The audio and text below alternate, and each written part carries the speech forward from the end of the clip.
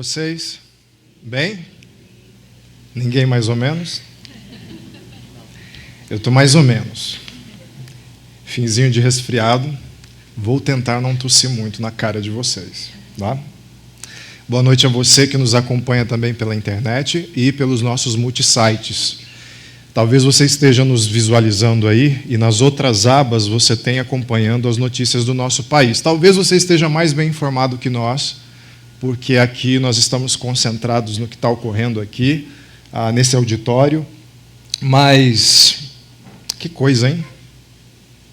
Não precisa ver mais notícias hoje. Se você acompanhar as notícias do nosso país, são desesperadoras. Você tem esperança com o que está acontecendo aí? Você está empolgado com as coisas que podem acontecer nos próximos meses? Sim ou não? Te traz aquela, não, agora vai, Brasil. Brasileiro não desiste nunca. E por aí vai. Você tem essa... Talvez você seja mais otimista, menos otimista. Algumas notícias que a gente pode pincelar acerca disso. Você tem, por exemplo, a auditoria Ernst & Young, dizendo assim: Brasil mantém primeiro lugar no ranking de percepção de corrupção no mundo dos negócios. É uma notícia já lançada, já pincelada nas outras pregações. A pesquisa mostra que 96% dos empresários brasileiros acreditam que suborno é comum nos negócios. Não é assustador? É quase uma lei do submundo, né? Tem um subterrâneo que todo mundo sabe que tem, todo mundo sabe a entrada dessa caverna, mas a gente finge que as coisas são normais. Os empresários brasileiros testemunhando isso. Mas aí você pergunta, ok, nos bastidores, nos escritórios, nos corredores, nos becos dessa cidade, nas favelas, nos centros, nos bairros nobres, você vai encontrar corrupção. E como é que está o sentimento em relação à liderança do país? Você tem um outro levantamento do Instituto Ipsos, dizendo assim: 94% dos brasileiros não se sentem representados pelos atuais políticos. 94%. Agora vem o pior. E quase metade dos entrevistados questiona se a democracia é de fato a melhor forma de governo. Quase metade. Quase metade pensa, nós escolhemos alguém para nos liderar? Não. Talvez um outro sistema onde alguém venha, imponha a sua força. Talvez seja difícil, mas pelo menos essa força pode alavancar o país. É o que está faltando. Mas 94% dos brasileiros não se sentem representados pelos atuais políticos. Não há muita empolgação, muito otimismo, há muita febre, há muito estado febril de guerra, né? Por esse ou aquele candidato, mas não há um entusiasmo verdadeiro sobre o nosso futuro. Você tem também a Receita Federal demonstrando como é que essa esperança se traduz acerca do recente êxodo brasileiro, né? O brasileiro também faz êxodo. Eles apontam que declarações de saída definitiva do país cresceram 81% nos últimos 3 anos. A classe média e jovens profissionais em busca de oportunidades no exterior representam a maior parte do êxodo. A maior parte são jovens procurando oportunidades profissionais lá fora. Se acham que têm melhores oportunidades lá fora, fazem bem. Mas, de fato, há um êxodo. A cada mês aqui na chácara, eu sei de alguém, alguma família que está viajando para fora para tentar alguma coisa lá. Eu conheço vários, eu conheço amigos que estão fazendo esse movimento para fora, com a esperança de que lá fora as oportunidades serão melhores. E nós que ficamos aqui, como é que está a situação? Né? O pastor Ricardo disse da última vez, nós precisamos de esperança, ele precisa de uma palavra de esperança. E aí a gente recorre a um texto milenário, o texto de Isaías, apontando para uma esperança. Em contraponto à esperança que é apontada por movimentos e partidos políticos. O texto que nós vamos estudar está entre Isaías 40 e 43, que são os textos dessa série, mas o que a gente vai ver hoje é Isaías 42.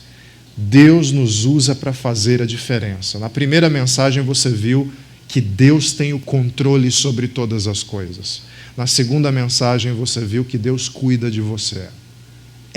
Ele se interessa pelo seu boleto. Ele se interessa pelas suas dívidas. Ele se interessa pelo seu estado de espírito. Ele se interessa pelas suas emoções. Ele se interessa por cada detalhe da sua vida. E Ele tem tudo sob controle e Ele está cuidando de você. Mas aí vem essa parte inusitada. Por que inusitada? Porque numa situação de deserto, não nos parece um bom momento para doarmos, para sermos generosos, para sermos utilizados para fazer a diferença. Nós pensamos que no momento de deserto, de crise, de desesperança, nós temos que ser atendidos. Então eu queria que você prestasse bastante atenção nisso, porque se você pegar uma outra pesquisa da Fundação Getúlio Vargas, ela aponta que mais de 60%, em torno de 60% dos brasileiros acreditam que cada um tem a responsabilidade de mudar a situação desse país. Só que 40% têm a impressão, acreditam que isso é responsabilidade do governo. 40%. Então, tem 40% dos brasileiros sentando-se numa cadeira e esperando o horário eleitoral, ou o que está sendo mais convincente ultimamente, esperando qual é o textão de Facebook mais convincente, para decidir quem é que vai mudar as coisas. Com os braços cruzados, esperando para ser servido. E aí a pergunta do nosso país nos próximos meses é: quem fará a diferença no nosso país, nesses tempos de tensão e instabilidade? A resposta mais imediata, pelas eleições, essa urna vai apontar para aquele que o nosso país acredita que é o futuro da nossa nação, a esperança da nossa nação. Vai ser a estrela vermelha? Vai ser o tucano? Vai ser a foice e o martelo? Vai ser o punho com flor? Qual é o nome da capa? Parece Game of Thrones, né? Mas são partidos. Qual é a agenda que vai ser implementada? Vamos ressuscitar dos mortos um regime antigo? Vamos ficar com isso aqui mesmo? Onde está a nossa esperança? Nas próximas semanas, à medida que se intensificarem os debates, essas agendas vão ser colocadas diante do povo brasileiro. E, parodiando o primeiro versículo que nós veremos daqui a pouco, basicamente, o mote das campanhas é: eis o nosso candidato, o nosso escolhido, ele trará justiça para o Brasil. Os movimentos, os grupos, os partidos vão dizer isso. Esse é o nosso candidato, é o nosso escolhido. Acredite, ele vai trazer justiça para o Brasil. Só que o sistema para que eles tragam justiça no Brasil depende do seu voto. Então, é uma esperança que depende do seu apoio. Eles escolheram, falta você escolher também. Um dos problemas da política, aliás, um dos desafios da política, é que as promessas que serão feitas antes podem não ser cumpridas ao longo do mandato, por vários fatores. Eu sei que o mais imediato é quando a gente diz assim que eles nos prometeram, os juros não cresceriam, que não teriam mais impostos, e agora tem mais impostos, e os juros cresceram. Porque o material, o conteúdo das campanhas é esperança. Eu me lembro quando eu participei de uma campanha para o DCE, da faculdade onde eu fazia, e eu me lembro que a nossa campanha derrotada foi uma campanha tão sóbria, mas tão sóbria, que não levantava o espírito de ninguém. Vocês vão fazer armários nos nossos corredores para a gente? Olha, não é possível, não temos verba, isso não é viável, vamos fazer alguma coisa mais pé no chão e tudo mais. E a chapa concorrente era: vamos colocar armários, vamos trazer festas, vamos trazer preletores internacionais. Quem ganhou? Nós fomos os derrotados. Então, aquela história de temos que ver a verba que temos, não funcionou. O material bruto das campanhas é trabalhar com a esperança, mas lá no segundo ano de mandato, talvez o sujeito não tenha conseguido a maioria que precisa, os apoios que precisa, o mercado internacional não coopera, ele não vai conseguir, ele não tem controle, ele não tem força o suficiente para estabelecer tudo o que ele prometeu. Mas nesse texto milenar de Isaías, o sistema é um pouquinho diferente. Há também uma promessa de mudança, e essa promessa que traz esperança é determinado por esse que nós chamamos de Deus. Deus tem uma agenda política. Deus tem uma agenda para as nações, Deus tem uma agenda para o Brasil.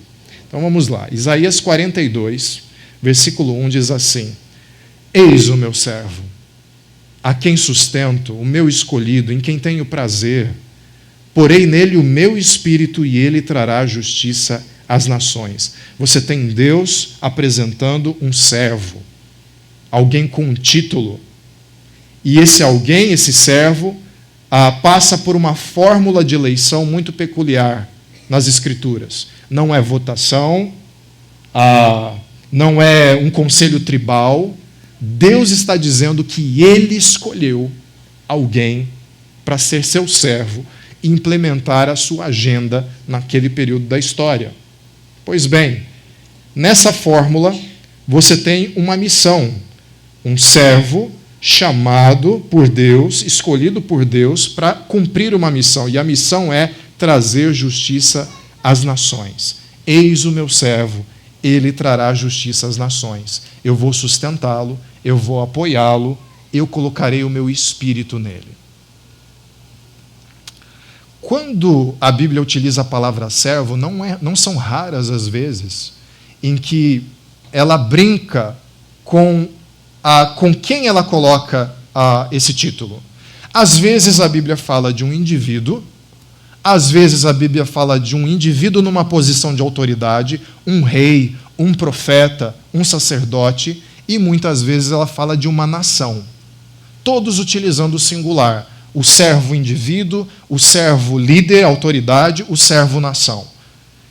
Você pode ver isso aqui nessa pirâmide. Então você tem o servo povo, servo líder, servo indivíduo. Em Isaías 41, capítulo anterior, você tem essa brincadeira com as palavras, com Isaías dizendo assim: Você, porém, ó Israel, meu servo, Jacó, a quem escolhi. Jacó é um indivíduo, Israel é um povo. Vocês, descendentes de Abraão, meu amigo. Abraão é servo, mas Israel também é. Eu os tirei dos confins da terra, de seus recantos mais distantes, eu os chamei. E eu disse: Você é meu servo, eu o escolhi, eu não rejeitei. O servo povo, o servo indivíduo. E a Bíblia vive brincando com isso. Por que isso é importante? Porque lá na frente nós veremos que essa história de sentar na cadeira, olhar e esperar por uma pessoa, um ser humano, que vai resolver a situação, isso tem uma saída bíblica, mas implica também no nosso envolvimento. Então vamos lá. Esse servo foi escolhido através dessa fórmula de eleição. Então você tem isso feito de duas formas: capacitação e conexão. Capacitação e conexão. Quando é que na Bíblia Deus coloca o seu espírito em alguém? Para fazer o quê? Para capacitá-lo ou conectá-lo. Capacitar para quê? Conectar para quê? Capacitar alguém para cumprir a agenda do reino. Há uma agenda que Deus quer cumprir, ele quer escolher um instrumento, ele capacita colocando o seu espírito nele, possibilitando que esse alguém cumpra a agenda do reino. Tem o poder necessário para cumprir a agenda do reino, a possibilidade, a disponibilidade para cumprir a agenda do reino. Mas também esse é o mesmo Espírito que conecta pessoas ao Rei do reino. Por que eu estou dizendo isso? Porque há algumas pessoas que têm profundo envolvimento com vários aspectos, valores e princípios da agenda do reino de Deus. A agenda de justiça, a agenda de amor, a agenda de misericórdia, a agenda de compaixão. Há várias pessoas assim, que não têm conexão com o rei. Faz parte de uma agenda particular. Se não fosse assim, você e eu teríamos que ser obrigados a votar num evangélico nas próximas eleições, não é? A gente precisa votar naquele que tem mais chances de ter conexão com Deus. Mas não é isso que a gente vai fazer, ou vai? O seu único critério é o sujeito frequenta a igreja Chácara Primavera, ou a igreja Batista não sei da onde. Esse é o seu critério, o único critério? Não, se você é sensato, e eu creio que estou diante de pessoas sensatas, você vai averiguar a agenda do candidato, a agenda política, e você vai comparar com os princípios e valores do reino. E se essa agenda política for uma agenda que beneficia a nação, você vai colocar o seu voto, mesmo ele não sendo alguém que tenha conexão com o rei. Há pessoas que Deus capacita, que Deus influencia, que Deus move, mas não se renderam ao rei da agenda. E há pessoas que conhecem a agenda de Deus e se conectaram ao rei. Esse é o servo que Deus sustenta, o escolhido, em quem tem prazer, põe nele o Espírito e que trará justiça às nações. Isaías está dizendo a Judá que esse servo foi escolhido. Ok. Aí você pensa assim, quem é esse servo? É um habitante de Judá, um israelita?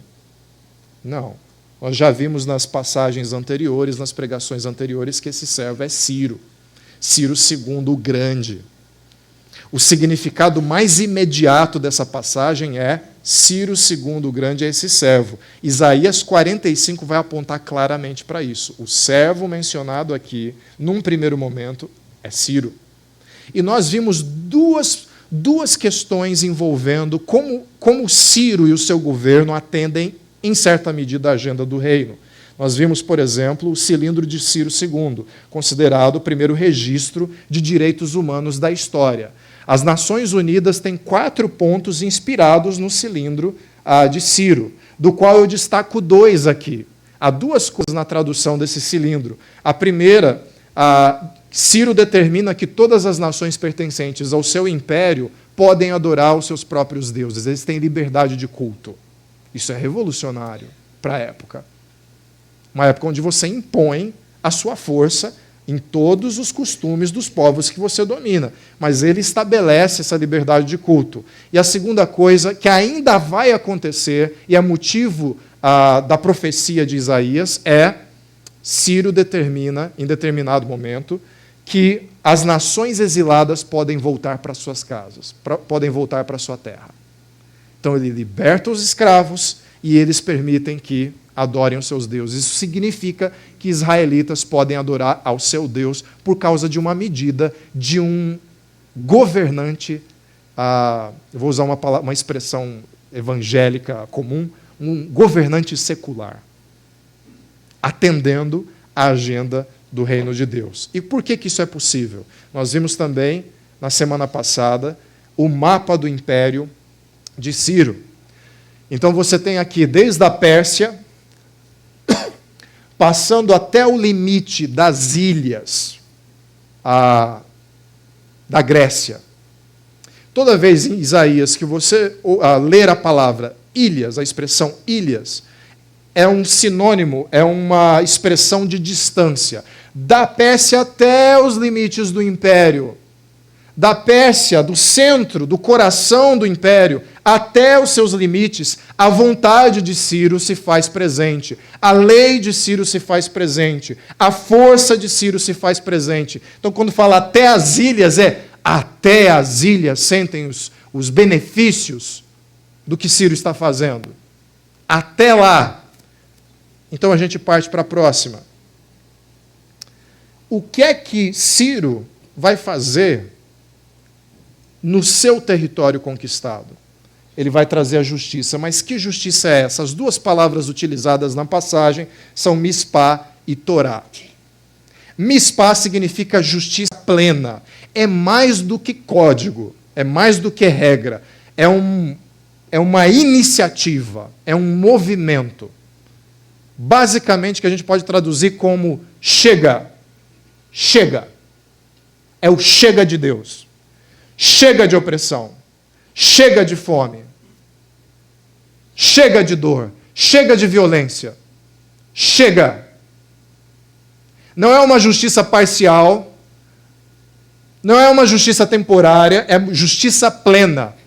É Deus dizendo que não aguenta mais a injustiça. Não aguenta mais a opressão. não aguenta mais a corrupção. Em determinado momento, ele acaba com isso, ele se move para resolver a questão. E Torá é a manifestação específica da justiça de Deus. Torá era a lei do povo de Israel. Só que não era uma lei só para o povo de Israel. O que era a Torá para o israelita? A Torá era a lei de Deus que ensinava o povo de Israel como se viver a vida conforme a vontade de Deus, para que ele fosse modelo de justiça, modelo de convívio, modelo de bem-estar social, modelo de amor ao próximo, de generosidade. Como é que uma nação vive segundo a vontade de Deus? Olhem para o povo de Israel e para as regras que eles obedecem. Olha como eles prosperam, olha como eles vivem. E aí as outras nações olhariam para a Torá e para o povo que obedece à Torá e se sentiriam atraídos pelo Deus de Israel. Esse é o objetivo da Torá. Não é uma particularidade de um povo específico, dentre tantos outros. É Deus usando Israel como modelo de como a vontade dele pode ser estabelecida, pode ser vivida. Ok. Deus elegeu esse servo para trazer justiça nesse território conquistado. A sua mispá, através da Torá sendo vivida. E agora Israel pode fazer isso, poderá fazer isso no seu retorno a Jerusalém, sem opressão. E como essa justiça é implantada? Como é que a gente reconhece ela? Versículo 2 e 3 vão dizer assim: a justiça será implantada com mansidão. Esse servo não gritará, nem clamará, nem erguerá a voz nas ruas. Ele não vai vir esmurrando as mesas, ele não vai vir berrando no seu ouvido, ele não vai fazer bu para você se assustar e falar: chegou o homem todo-poderoso. Porque ele não quebrará o caniço rachado e não apagará o pavio fumegante.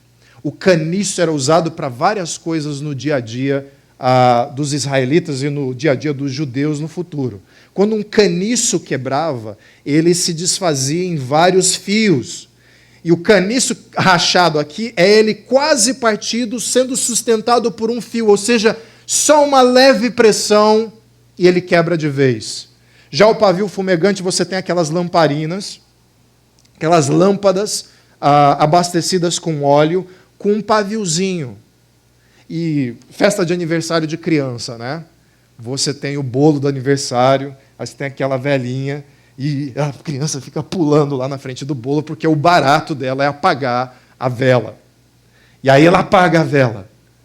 E não raras vezes fica só aquela luzinha, sabe? Aquela coisinha assim, frágil na pontinha. Se você, com delicadeza, colocasse as mãos protegendo aquele pavio, aquela coisinha da vela fumegante, talvez ela volte a brilhar. Mas um pouco mais de ar, um pouco mais de força, um pouco mais de violência no approach lá da vela, o que acontece? Ela apaga. Esse servo tem poder para trazer a justiça para o seu território. E nós vimos também nas pregações anteriores que a força de Ciro era tamanha que mesmo as maiores cidades não resistiam. Ele simplesmente entrava nas cidades. Não haviam muralhas para serem derrubadas, não haviam portas para serem despedaçadas, não havia exército para ser enfrentado, a sua força era inquestionável. Então, por que é que Ciro chegaria destruindo e chutando tudo? Com um povo tão frágil? O nosso povo não está assim também? A nossa nação não é como pavio fumegante e caniço rachado? Toda semana eu encontro pessoas, toda semana, não é eufemismo, é toda semana. Eu encontro, os pastores encontram. Homens e mulheres dizendo: eu estou desempregado há 1 ano, estou desempregado há 2 anos, eu não sei o que fazer. Pessoas que estão debaixo das cobertas, que encontraram a depressão quando nunca tiveram, que se sentem envergonhados diante dos filhos, que se sentem envergonhados diante da esposa, que estão contando os centavos, que viram as suas reservas serem consumidas por essa crise. e se sentem como caniço rachado e pavio fumegante. A esperança que eles precisam não é de alguém que vai vir com força excessiva, mas que vai usar a força com mansidão, com muito cuidado, porque é um povo quebrado. E isso eu estou falando de nós aqui, que tem o carro para ir embora, ou pelo menos consegue chamar um Uber para ir para casa. Mas há recantos escuros desse país, onde a miséria é tremenda. 18 pessoas da nossa comunidade acabaram de retornar de um cenário difícil lá em Flores. Encontraram uma situação difícil. Me chamou muito a atenção a fala de uma dessas pessoas, dizendo que todo mundo devia ir para uma viagem missionária, para ver. Acho que você não precisa ir muito longe. Aqui em Campinas você pode se mover e ver pessoas sofrendo. Esse servo vai vir com mansidão em nome de Deus. Mas ele também vai vir com fidelidade. Com fidelidade ele fará a sua justiça. Ou seja, Deus tem uma agenda política através desse servo e fielmente essa agenda será cumprida. No 2º ano, no 3º ano, no 4º ano, no 5º ano, até que a justiça seja feita. Ele não vai retroceder, não vai se arrepender, não vai se irar no meio e dizer assim, vocês não merecem mais. É uma agenda que será cumprida integralmente. Deus é fiel à sua agenda de justiça. E por fim, poder e firmeza. Eu acho interessante essa combinação. Eu sempre me emociono com essa combinação. Não mostrará fraqueza esse servo, nem se deixará ferir, até que estabeleça a justiça sobre a terra. Ele não vem com mansidão porque não pode destruir. Ele vem com fidelidade e mansidão porque ele tem poder para fazer isso. É imparável. Eu não sei se tem esse adjetivo. Eu inventei ele agora. Não sei se tem. Não sei se tem professor de português aí. É imparável. Ninguém pode refrear a justiça exercida por Deus. E sabe por que eu acho interessante? Porque pode haver servo manso, mas que não cumpre com fidelidade o que ele se intenciona fazer. Pode ter um servo manso, com fidelidade, quer muito, mas não tem poder para fazer isso. Ele não consegue cumprir. Ele é obrigado a chegar, olha, eu trato vocês com mansidão, com fidelidade, mas eu estou de mãos atadas, eu não consigo levar a cabo a minha agenda. Deus não é assim. E ele empoderou esse servo, o Ciro, para cumprir essa parte da sua agenda, dessas 3 formas. E é dessa forma que a mispá, a justiça de Deus, estabelecerá sobre a terra. De tal forma que essa promessa de que a justiça virá vai trazer esperança até nas ilhas. Em sua lei, as ilhas porão a sua esperança. Sabe qual que é a tradução aqui? Em sua Torá, as ilhas porão sua esperança. Na lei de Deus, as ilhas, o extremo do território, se renderá a Deus. Por quê? Quem que é esse Deus? Quem é esse que nomeia pessoas ao seu bel prazer? Justo, bom prazer. Isaías 42:5 diz assim, logo em seguida, tudo isso é o que diz Deus, o Senhor, aquele que criou o céu e o estendeu. Uau, que imagem, hein? Eu não consigo estender o tapete de casa direito. Ele é aquele que criou o céu e o estendeu, que espalhou a terra e tudo que dela procede, que dá fôlego aos seus moradores e vida aos que andam nela. Em outras palavras, esse que promete dar esperança, até no extremo das ilhas. Ele é o Senhor de toda a criação, de todos os povos. Aqui, nesse momento, você já precisa desconfiar de que Isaías, que essa profecia não se trata exclusivamente desse evento imediato de Ciro e do retorno do povo de Judá para Jerusalém. Se Deus é esse a quem pertence toda a criação, todos os povos, há algo maior em curso. Porque, afinal, o império de Ciro caiu. Cadê ele? Cadê aquelas nações? Cadê o povo original daquelas ilhas?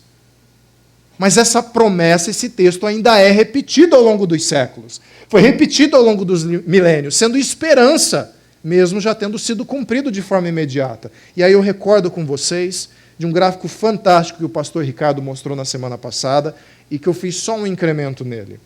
Você tem essa passagem mais de imediata sendo direcionada aos judeus na Babilônia. E você tem o evento prometido. Vocês retornarão de Judá para Jerusalém. Quem eu vou usar para isso? Eu vou usar Ciro. Ciro é esse meu servo que vai possibilitar o cumprimento da minha agenda e vocês retornarão para Jerusalém para me adorar. Aí você vem para um segundo momento. Eles retornam para Jerusalém. Você tem o tempo pós-exílico. Os judeus pós-exílicos continuam revisitando o texto de Israel, porque eles ainda esperam um servo, porque eles não querem ver a manifestação dessa justiça só no território de um império passado. Eles querem ver essa justiça sobre a criação. Ou seja, não foi cumprido ainda todo o potencial da justiça de Deus.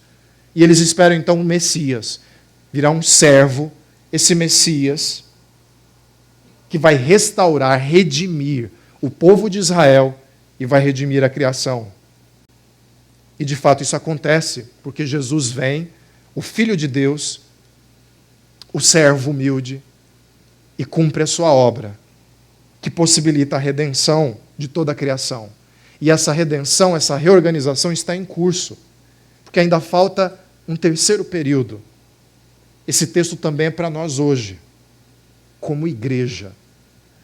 O servo Ciro, que não tinha conexão com o rei, mas cumpriu a sua agenda. O servo, Filho de Deus, Jesus Cristo, que redimiu toda a criação. E que isso vai ser manifesto no tempo certo. E você tem a igreja hoje, serva, apontando para esse milagroso, esperado momento final da nossa história, que vai abrir as portas da eternidade. Que momento aguardado. Por isso vale a pena morrer. Por essa causa vale a pena morrer.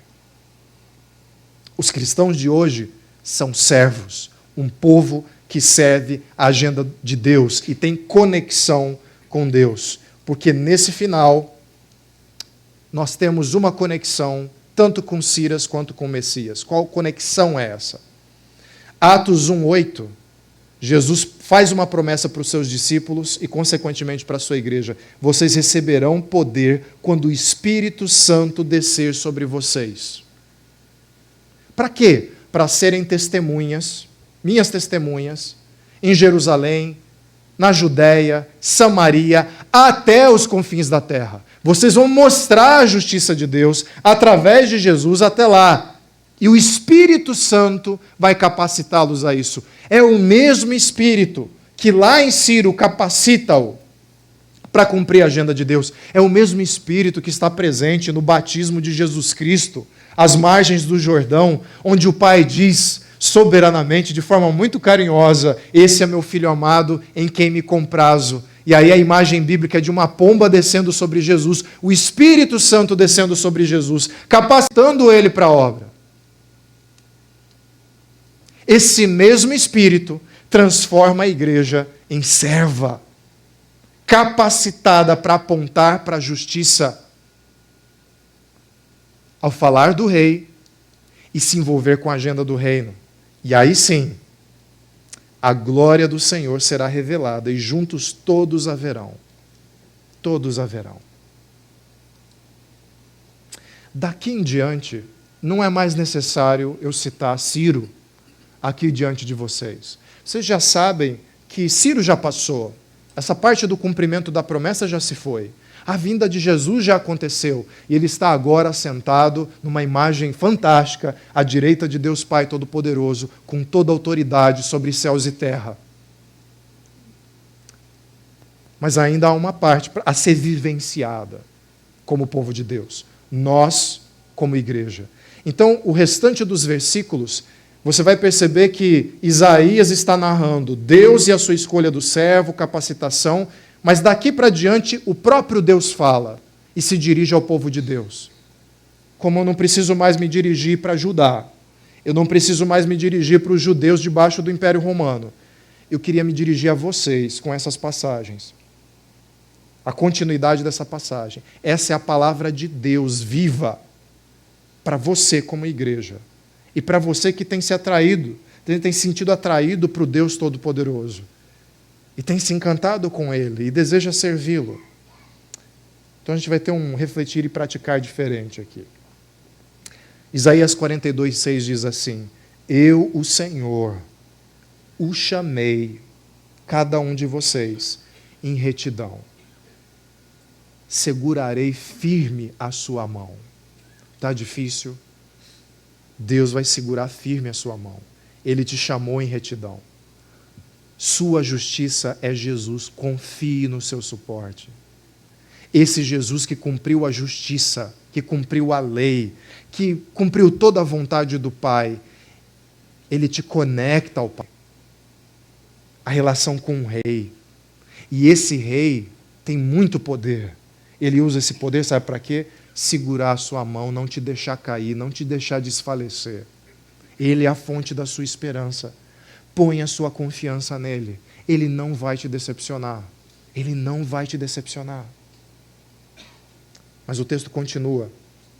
Eu o guardarei e farei de você um mediador para o povo e uma luz para os gentios.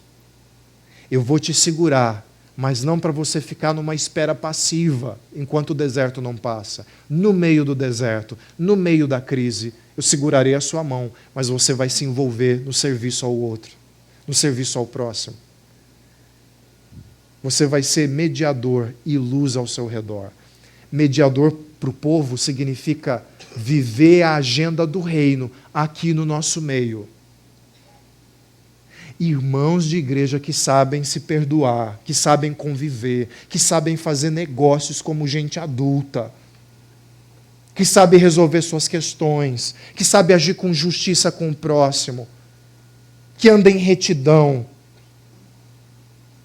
Nós vivendo aqui como comunidade cristã, em paz com outras comunidades cristãs, nos lembrando o tempo todo quem é Deus, como é o seu amor, como se manifesta a sua justiça, mas também luz para aqueles que estão fora daqui e não conhecem o Rei dessa agenda maravilhosa. Eles contemplam os atos de justiça e pensam que é Ciro, e pensam que é o candidato que eles elegeram, mas a fonte de toda a justiça provém de Deus. De Deus. Você precisa ser luz na escuridão desse país. Como? Como é que a gente faz isso? Para quê? Para abrir os olhos aos cegos, para libertar da prisão os cativos e para livrar do calabouço os que habitam na escuridão. Se envolva e sirva com a agenda do reino. Quem você é? Você é um médico nos corredores do hospital? Com corredores lotados de leitos? Onde um doente ouve a conversa dos familiares de outro paciente logo do lado, porque eles estão entrincheirados. Eu tive uma visão dessas num hospital onde eu fui fazer uma visita aqui em Campinas. Eu voltei para casa em lágrimas. Eu falei para minha esposa, parece um campo de batalha. Quantos leitos enfileirados, não tem por onde passar. As pessoas expostas. Quem você é? Você é uma pessoa que está envolvida com o direito? Você é advogado? Você é promotor? Você frequenta escritórios? Você tem acesso às pessoas miseráveis desse país, carentes de justiça? O que você pode fazer? Como a agenda do reino vai se expressar num escritório de advocacia? Nos bastidores do poder público? Você é um professor universitário, um professor do ensino médio? Qual é a agenda de Deus para os seus alunos? Como é que você pode se envolver? Vamos parar de esperar a agenda de partido A, B ou C. Não tem Messias. Esqueça. Mulher ou homem não vai descer do céu. no dia da posse. Não vai. Ore. Se interesse, eu me interesso pelas agendas propostas para o nosso país. Quero direcionar as minhas orações para quem vencer, mesmo que me decepcione. Mas os nossos olhos têm que estar voltados para a justiça de Deus. Você tem que apontar para a justiça de Deus, servindo ao reino. Num país onde a justiça privilegia colarinho branco. E onde, para usar uma expressão bem baixa, onde de ladrão de galinha passa mais tempo na cadeia do que quem roubou milhões. Como você pode se envolver nisso? Qual é a agenda do reino? E por fim, conecte outros ao rei do reino. Mostre a agenda do reino e aponte a quem pertence a justiça. E o efeito disso será esse, o anúncio de Isaías: cantem ao Senhor um novo cântico, seu louvor desde os confins da terra. Vocês que navegam no mar e tudo que nele existe, vocês ilhas, o extremo, mas agora os confins da criação, até o extremo dos povos, e todos os seus habitantes, que o deserto e as suas cidades ergam a voz, regozijem-se os povoados habitados por Quedar. Cante de alegria o povo de Selá, gritem pelos altos montes. Quem é Quedar? Quem é Selá? Quedar é um povo beduíno, descendente de Ismael, inimigo dos israelitas, adorando lado a lado com os israelitas a Deus, porque eles viram a Torá, eles viram a manifestação da justiça em Jesus. Selá, quem é Selá? Selá era um povo edomita conquistado por Judá, inimigo do povo de Israel. Eles também estarão unindo as suas vozes e adorando a Deus. Esse é o cenário prometido pela profecia de Isaías, por esse terceiro desdobramento. Isso envolve a nós. Isso envolve cada um de nós.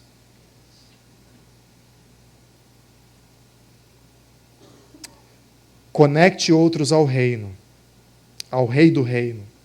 Inspirado por isso, é a última passagem, o apóstolo Paulo escreve assim em Atos 13, 47. A gente já está falando pós-exílio. A gente está falando da igreja que persevera até hoje. Assim o Senhor nos ordenou: eu fiz de você luz para os gentios, para que você leve, olha que lindo isso, para que você leve a salvação até os confins da terra. Alguém pode ir lá, poço artesiano, encanamento, asfalto, mostrar a agenda do reino. Mas mostrar o rei da agenda do reino é mostrar salvação. Eu quero estar envolvido com isso. E esse é o momento para você se envolver nisso. Onde é que a nossa igreja está agindo na cidade? Procure se informar. Quais são os projetos que ela apoia? Procure se informar. Quais são os movimentos que a igreja tem feito na nossa cidade e fora da cidade? Se informe, se envolva. E mostre o rei da agenda.